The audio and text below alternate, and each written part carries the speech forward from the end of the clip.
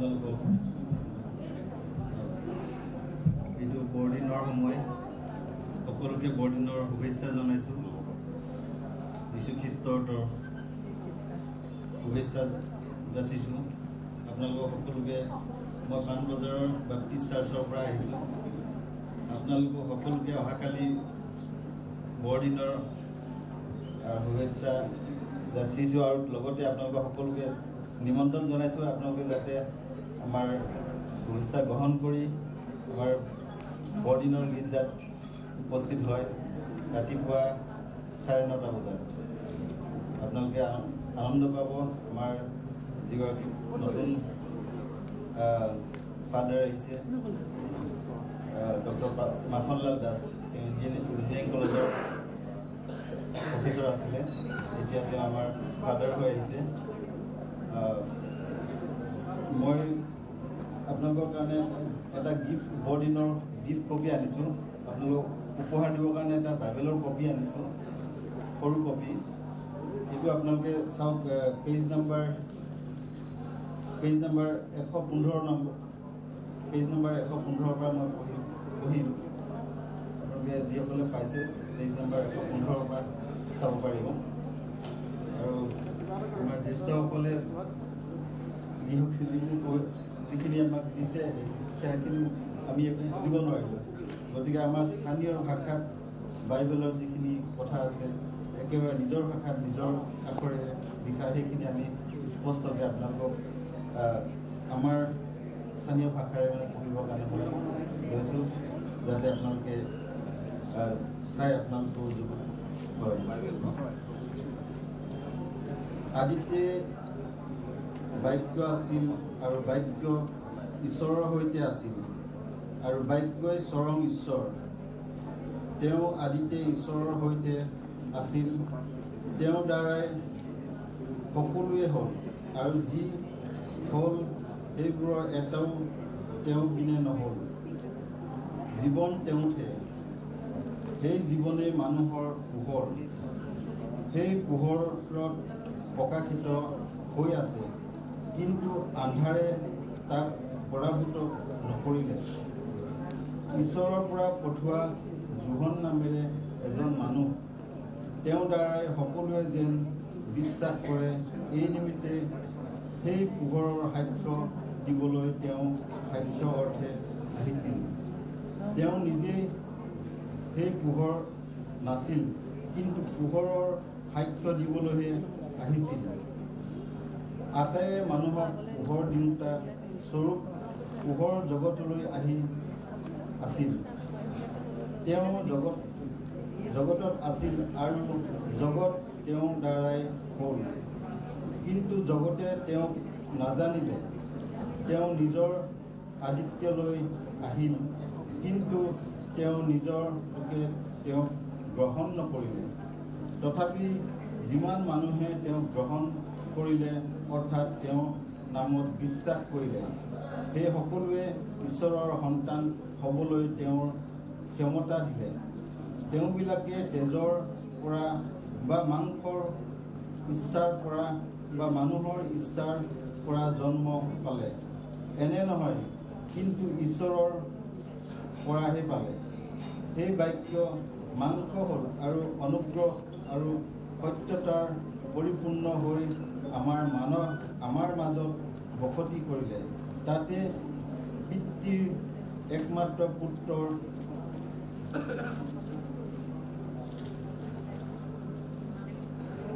উপযুক্ত যি প্ৰভাৱ, সেই প্ৰভাৱ আমি দেখিলোঁ।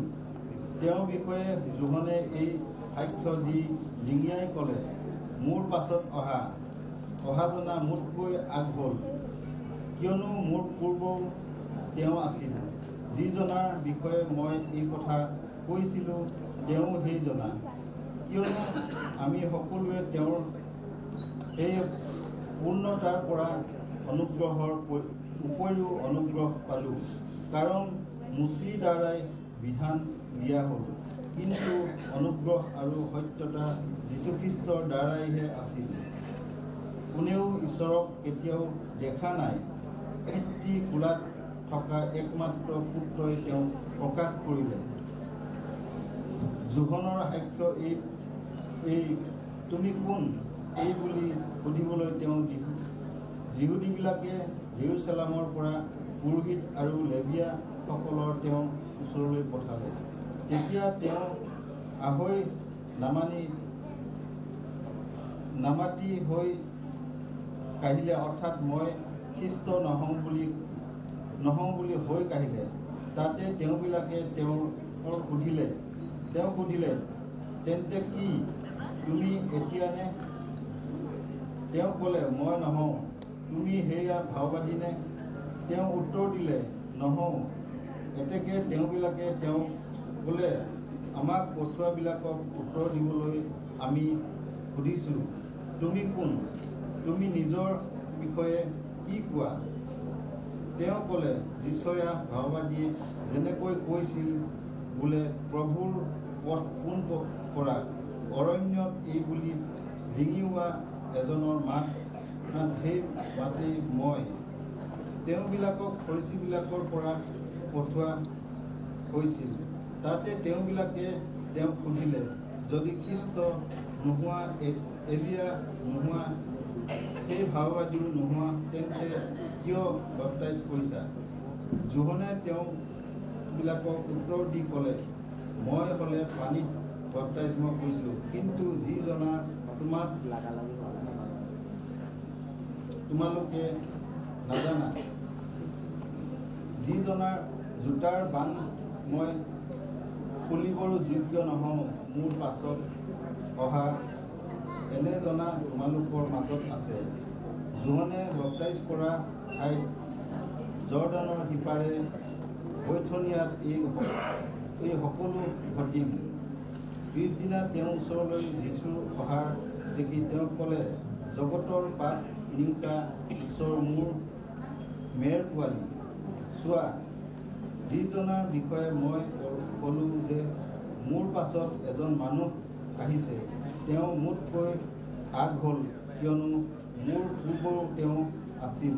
সেইজনা এওঁৱেই, আৰু তেওঁক মই নিচিনিলোঁ, কিন্তু ইজৰাইলৰ লোকৰ আগত তেওঁ প্ৰকাশিত হ'লগৈ। মই পানীত বাপ্তাইজম কৰি আহিছোঁ। আৰু জোহনে সাক্ষ্য দি ক'লে, আকাশৰ পৰা আত্মাক কপৌৰ নিচিনা নামি তেওঁৰ ওপৰত থকা দেখিলোঁ। মই তেওঁক নিচিনিলোঁ, কিন্তু যিজনাই পানীত বাপ্তাইজম কৰিবলৈ মোক পঠালে, সেইজনাই মোক কৈছিল, তুমি যিজনে ওপৰত আত্মাৰ নামি থকা দেখিবা, পবিত্ৰ আত্মাৰ বাপ্তাইজম কৰোঁতা তেওঁৱেই। আৰু মই তাকেই দেখি তেওঁ ঈশ্বৰৰ পুত্ৰ হয় তাৰ সাক্ষ্য দিলোঁ। পিছদিনা আকৌ জোহনে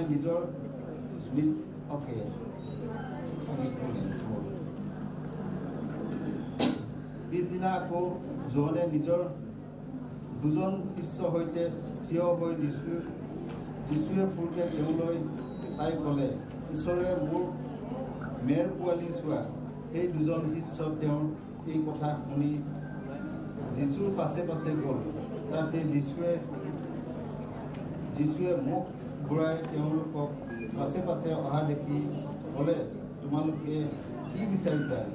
তেওঁলোকে তেওঁক ক'লে, ধনী, অৰ্থাৎ তে গুৰু, আপুনি ক'ত থাকে? তেওঁলোকক ক'লে, অহা তেহেত দেখিবা। তাতে তেওঁলোকে গৈ তেওঁৰ কথা থকা ঠাই দেখিলে, আৰু সেইদিনা তেওঁৰ লগতে থাকিল। যেতিয়া প্ৰায় 10 বজাত সময় হৈছিল। আৰু শেষলৈ মই শেষত আৰু এটা বাক্য পঢ়িছোঁ। তাতে যীচুৱে উত্তৰ দি তেওঁক ক'লে, তোমাক ডিমৰু গছৰ তলত দেখিলোঁ। মই এই কথা তোমাক কোৱাৰ কাৰণে বিশ্বাস কৰিছানে? ইয়াতকৈ মহৎ কৰ্ম দেখিবা। তেওঁক আৰু ক'লে, মই তোমালোকক অতি স্বৰূপকৈ কওঁ, তোমালোকে স্বৰ্গৰ দুৱাৰ মুকলি হোৱা আৰু মানুহৰ পুত্ৰৰ ওপৰত ঈশ্বৰৰ দূতবিলাকক উঠা আৰু নমা দেখিবা আপোনালোকক ধন্যবাদ জনাইছোঁ।